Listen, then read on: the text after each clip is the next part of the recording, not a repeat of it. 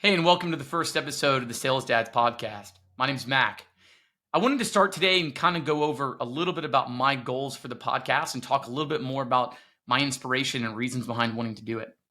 To start off, I just wanted to share a little bit about myself and then also talk a little bit about some of my goals and who I'm hoping to have on this podcast, along with talking about some of the things I want to maintain throughout each episode as much as possible. Talking about myself, I've actually been in sales nearly my entire career. I grew up in a family where both of my parents worked in the sales field. My father was in the wine and liquor industry. My mother was in the grocery sales business. And to that end, since I graduated college, I've primarily been in consulting and recruitment roles, while I've also built up a portfolio of real estate investment for myself. I'm a married father of three. I'm in a suburb of Nashville, and I like to spend my time outside with my family on our farm and traveling when I find the time to do so. And as you're going to learn in these episodes, I struggle to balance my time with my family, which is why I started this podcast. I really wanted to have a creative outlet for myself, to not simply burn out in my everyday job, but to make sure I was being fulfilled in other outlets. Frankly, I wanted to also keep myself accountable for the things that I'm hoping that I'll do, spending more time with my family, prioritizing them.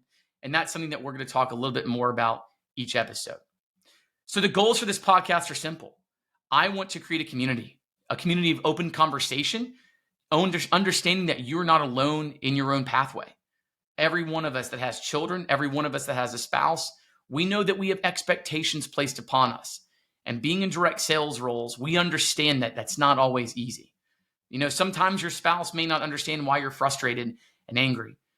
They may not understand that you're getting frustrated because something's not closing like you think it might, and they think it's just a normal thing and it'll get better.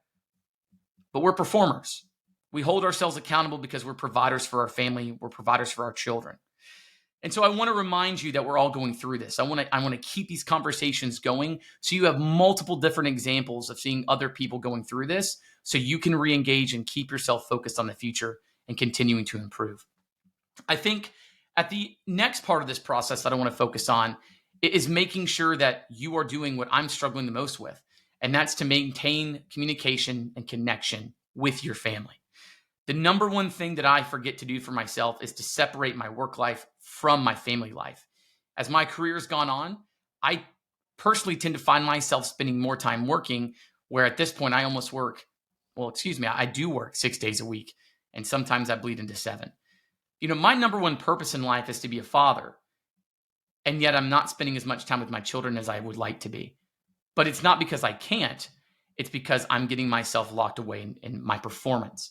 So one of the main goals for this podcast is I want to make sure that I am connected with my community, I'm connected with my family and trying to get you to do the same.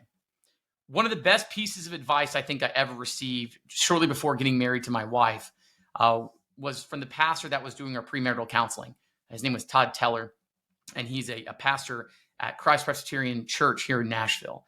And Todd once told me, you need to die to yourself every day in service to your spouse. And I really, really was struck by that, at how quickly I connected with that and trying to put others first. And I'll be the first person to admit that it's not always easy. And there are, I'm assuming, hundreds, if not thousands of times at this point where that has not always been the case. But it's something to live for. It's something to strive for. And recently, in a conversation with a friend of mine named Ben, who is a very talented timber frame carpenter, he used that exact same application to his children. He reminded me that we have to die every day in service to our children. And that's when I realized that I had the problem that I wasn't spending as much time with my family as I needed to be. Even though I saw them and I was present, I wasn't getting that in-depth quality time with them and building the memories that they deserve and that I also want. So I want to talk about tactics and ways that you can be focusing and scheduling that family time so you're not missing out on it. The worst thing that you could ever do is to let your life go by and miss the childhood of your kids. Now, to get into a little bit of a different side of this, I want to hold you accountable. I think one of the things that we unfortunately do in the sales field is we get lazy.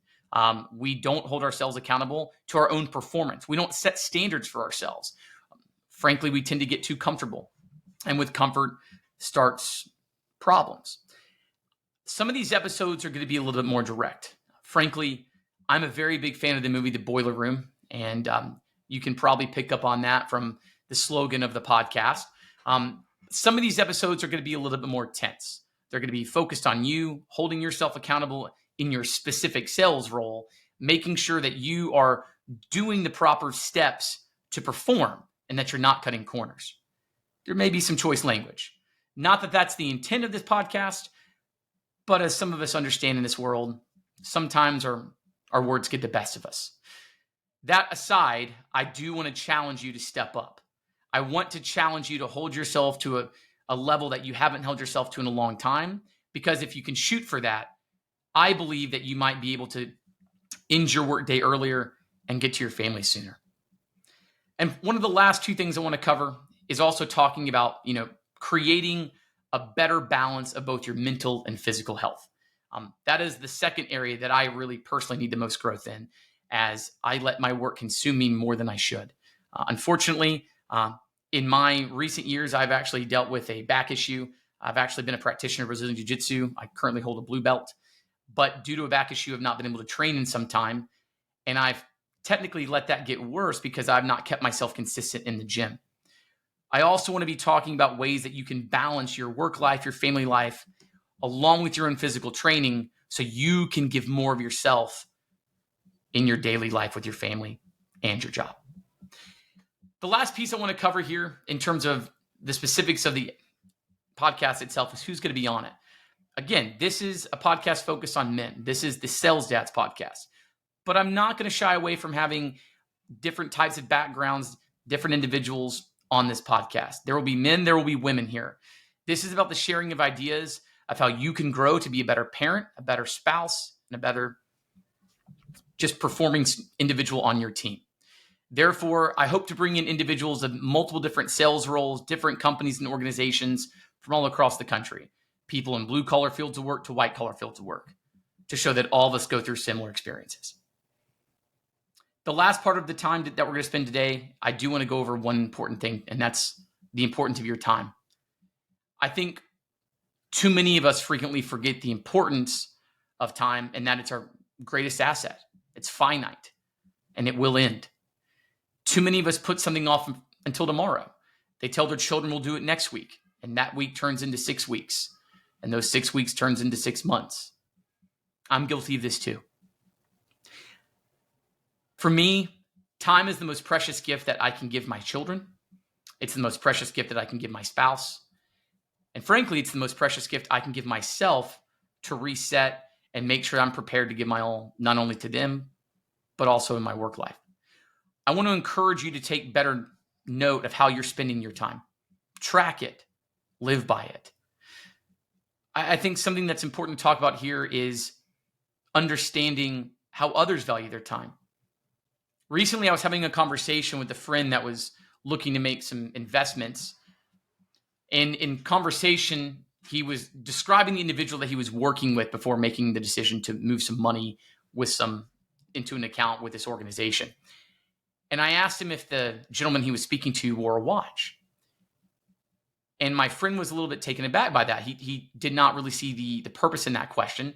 And he was almost offended, as if I was judging the individual for not wearing a watch. Now, first of all, I like watches. It's something I enjoy. I'm fascinated by automatic watches specifically, and everything that goes behind designing them and making them run appropriately. But the purpose of my question was not to be judgmental of the individual for having a watch. The purpose of my question was to understand how that individual values their time. I know many people today will simply use their smartphone to check their time. But to me, that can lead to other distractions.